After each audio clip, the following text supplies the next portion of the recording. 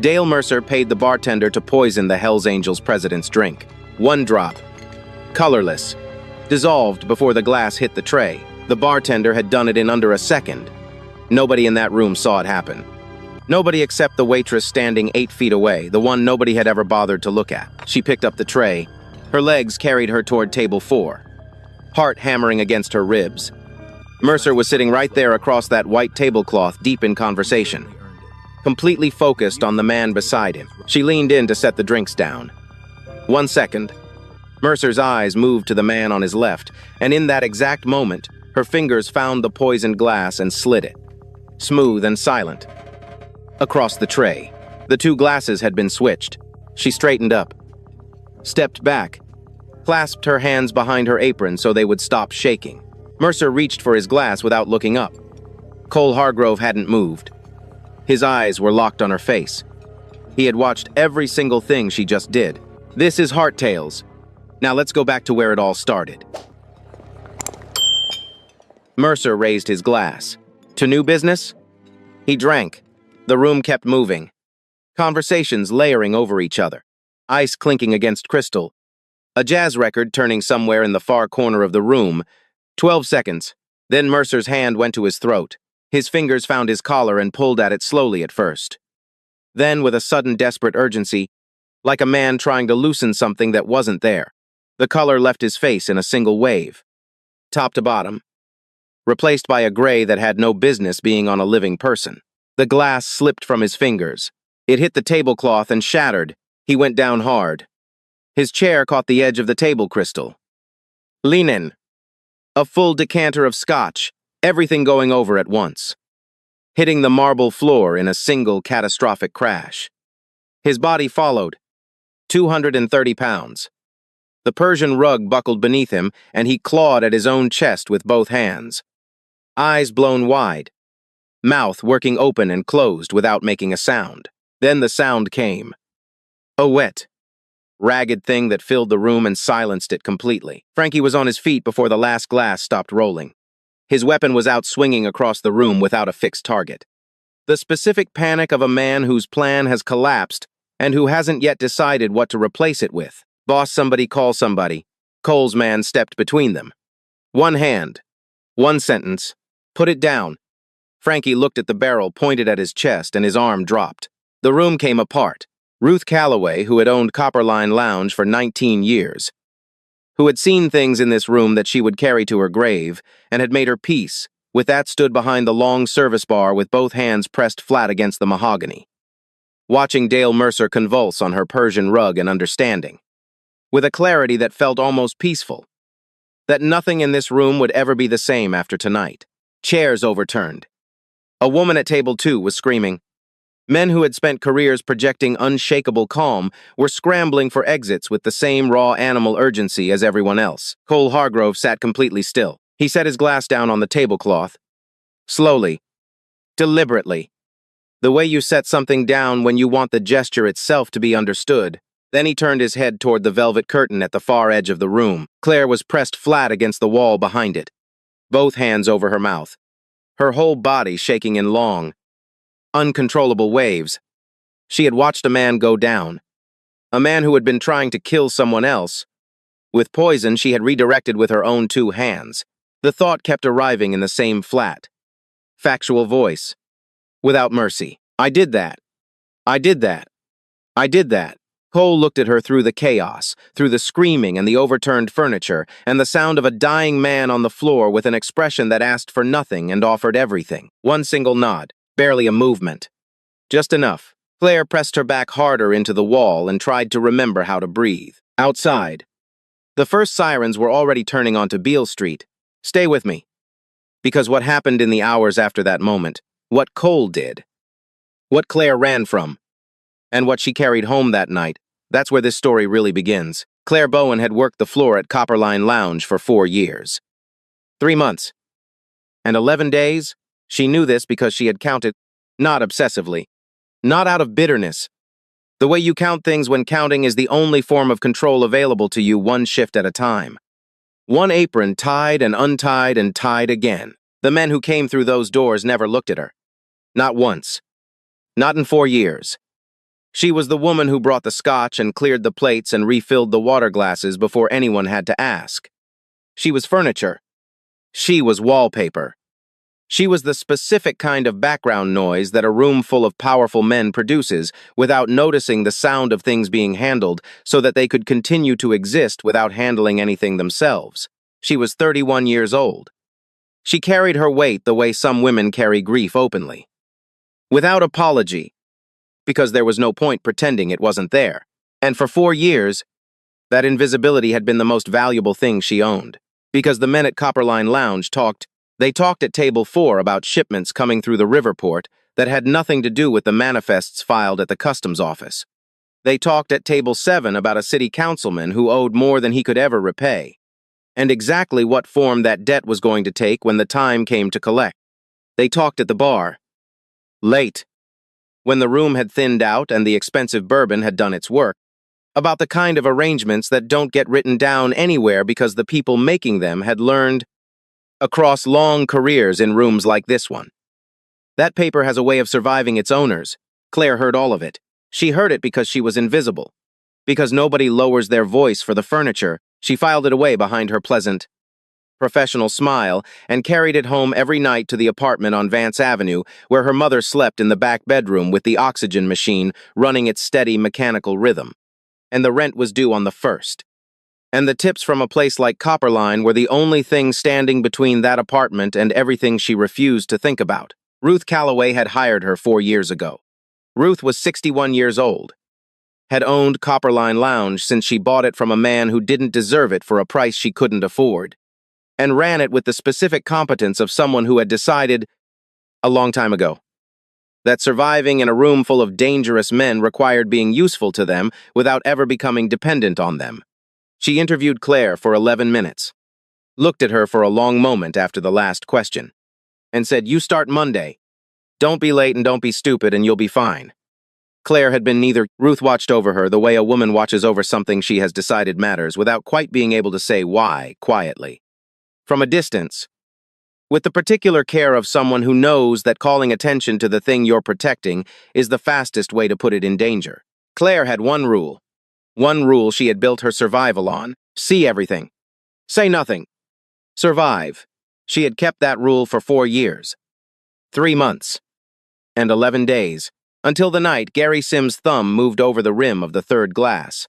I need you to hold something in your mind as we go forward. Something small. Something that happened 6 weeks before that night on a slow Tuesday.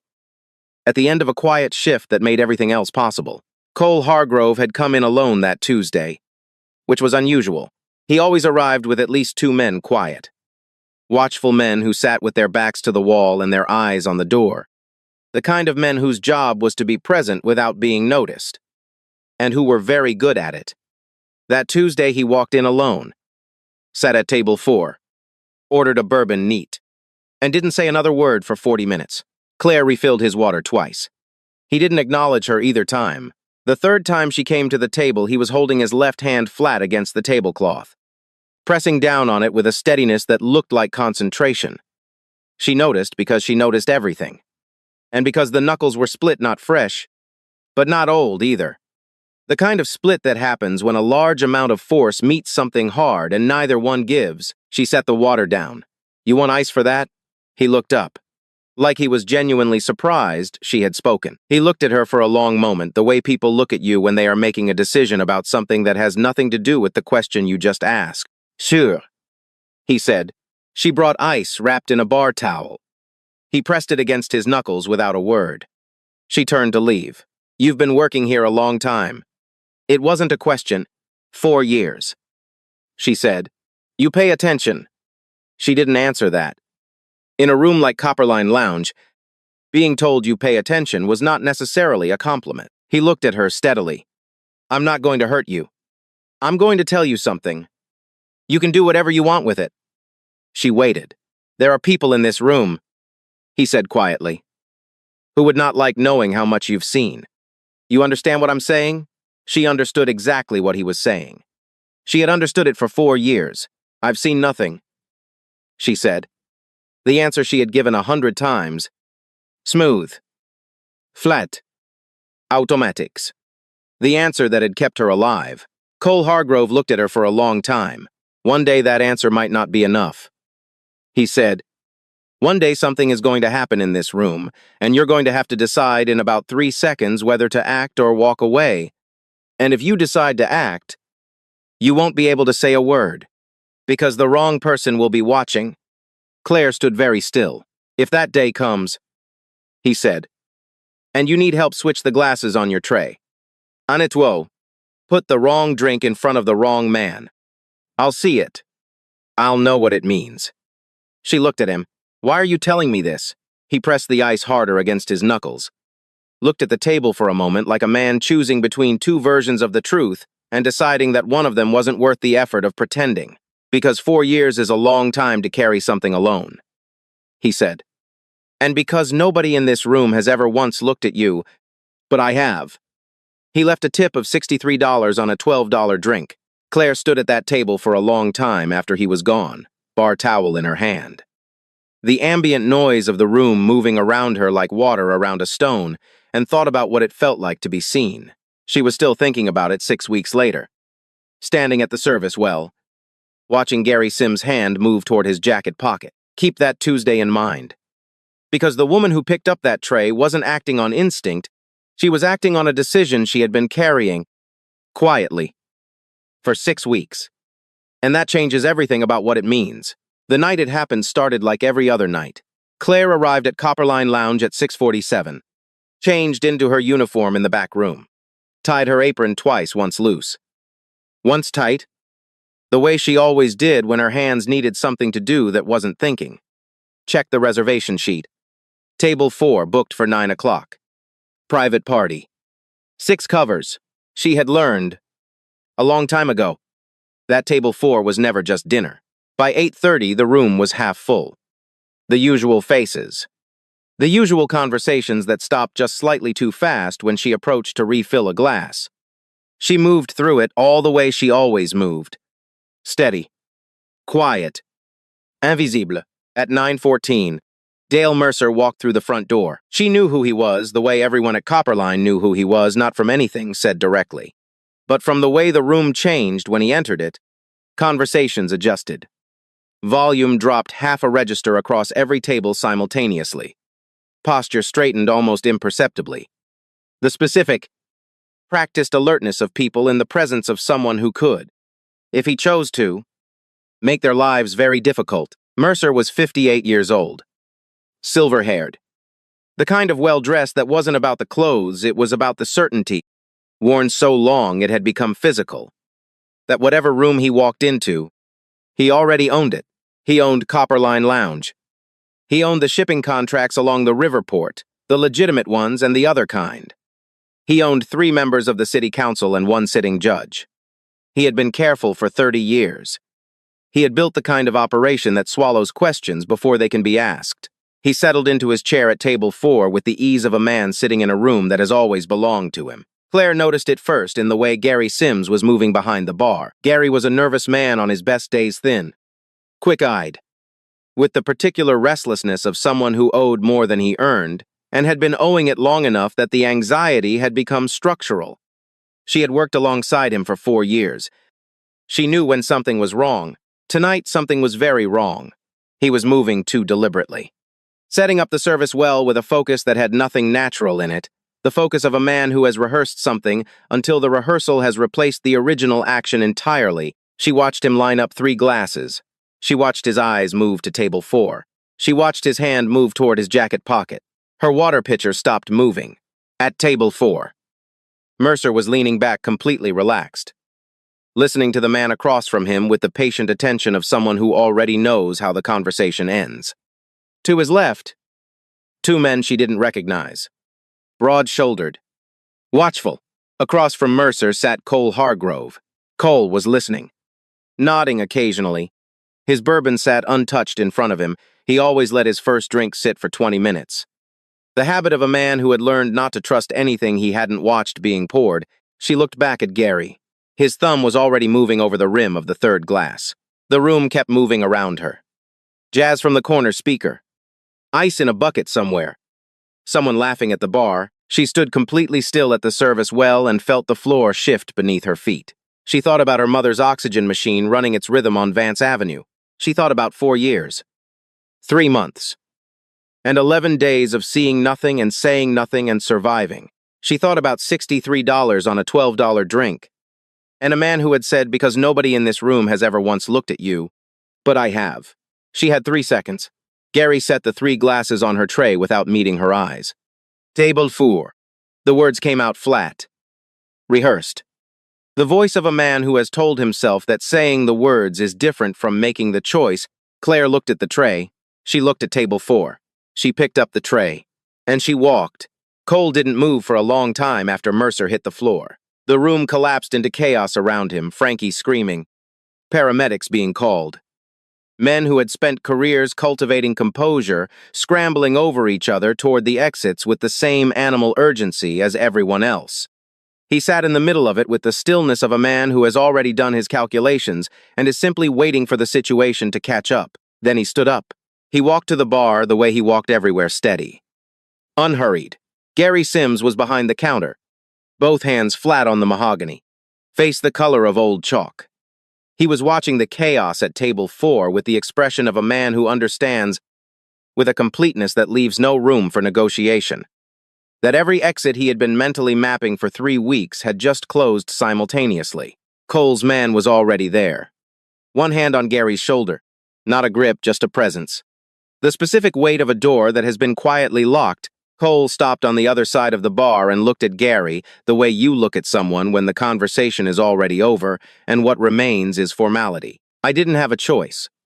Gary's voice came out wrong too high, cracking in the middle. He came to me 3 weeks ago. He knew about the money I owed. He said if I didn't do it, I know what he said. Cole said. Gary stopped. Who else knew? Just Mercer. And Frankie. Frankie handled the logistics. Mercer wanted you gone so the North Side contracts would restructure. Nobody would ask questions. That's enough, Cole said. He turned from the bar. Across the room, 2 of his men had Frankie against the wall beside the emergency exit, not violently, just permanently, in the way that communicates that the geometry of available options has been completely resolved. Frankie had stopped shouting. He was looking at Cole with the expression of a man who has just finished a calculation he wishes he hadn't started. Cole walked toward him, stopped 2 feet away. The contracts. Port schedules. Every conversation you had with Mercer about our operation, you're going to write it down. All of it. Tonight. Frankie's jaw tightened. I want a lawyer. You'll get one, Cole said. After. He left Frankie with his men and walked to the window. Outside. Beale Street was washing blue and red. 2 ambulances. 3 cruisers. A crowd pressing against the barrier tape. His phone was already in his hand. 2 calls. 30 seconds each. What Dale Mercer did not know, what he had never considered. In 30 years of building the kind of operation that swallows people whole was that a federal task force had been assembling a case around the Riverport contracts for 6 months. What they had lacked was a witness with internal knowledge willing to talk. Gary Sims. It turned out, was willing to talk. By the time the paramedics loaded Mercer onto the stretcher alive, barely 3 federal agents were waiting at the hospital entrance with a warrant and a folder containing the names of 11 people whose cooperation had already been secured. The stretcher rolled through the doors. Cole was standing at the bar when they passed. Mercer's eyes were open. He was conscious barely, intermittently, and he turned his head as they wheeled him past. Their eyes met. In that moment, Cole watched something move across Dale Mercer's face, not fear exactly, not anger. Something quieter and more final than either. The specific expression of a man of genuine intelligence who has just seen all at once every assumption he built 30 years on, and understood exactly how wrong he was about all of them. He had never once looked at the waitress. Cole held his gaze until the doors closed. Then he turned back to the room. The velvet curtain at the far edge was still. Claire was gone. He stood there for a moment, looking at the empty space where she had been. Then he walked to the door and said one word to the man beside it. Fin here. Claire hit the service exit at a run. The alley behind Copperline smelled like river, water, and cold concrete. Her coat was still in the locker room. She didn't go back for it. The November air off the Mississippi cut straight through her uniform shirt and she barely felt it. She just walked. Fast. Head down. The way she had learned to move through the world when the world felt like it was closing in, purposeful enough to look like she was going somewhere. Controlled enough not to draw eyes. The thought kept arriving in the same flat voice. Without drama. Without mercy. I put the poison in front of him. I switched the glasses. I watched him drink it. Past the shuttered pawn shop on 2nd. Past the all-night pharmacy on Union, where she had filled her mother's prescriptions every 3rd Thursday for 4 years. Past the laundromat on Vance that stayed open until 2 a.m. and never asked questions about the woman who came in sometimes at midnight just to sit in the plastic chairs and breathe. She couldn't go home. Her mother was there. The oxygen machine was there. The one person in her life who still needed her to be okay was there. Asleep. Not knowing that her daughter had just changed the trajectory of the rest of her life in 2 seconds at a table on Beale Street, she couldn't bring whatever was coming next through that door. She stopped at the corner of Vance and 3rd, pressed her back against the brick, tried to get her breathing level in through the nose, out through the mouth. The way she had taught herself during the bad years. That was when she heard the engine, love, steady, coming from the direction of Beale Street, moving without urgency, not chasing, not rushing, just closing the distance the way something moves when it already knows where it's going. A dark SUV rolled to the curb 20 feet ahead and stopped. The door opened. Cole Hargrove stepped out alone. He stood on the pavement and looked at her across the 20 feet of empty sidewalk between them with an expression that contained nothing threatening and nothing soft. Just a clear, direct attention that said he had been looking for her, had found her, and was now prepared to wait for as long as it took for whatever happened next to be entirely her decision. Claire pressed herself harder into the brick. I need to go home, she said, steadier than she expected. I know, he said. My mother, she's safe.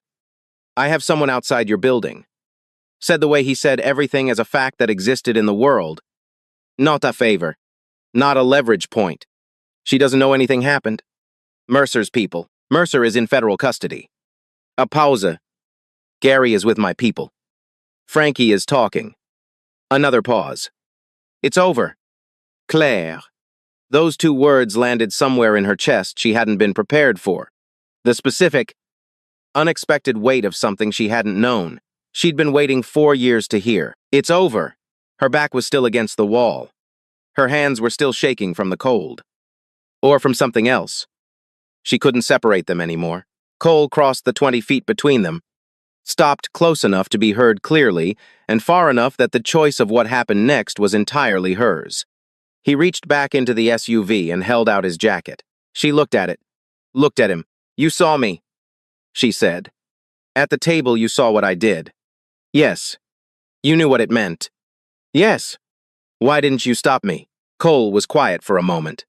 The kind of quiet that isn't empty, because it wasn't my call to make. He said, you saw something.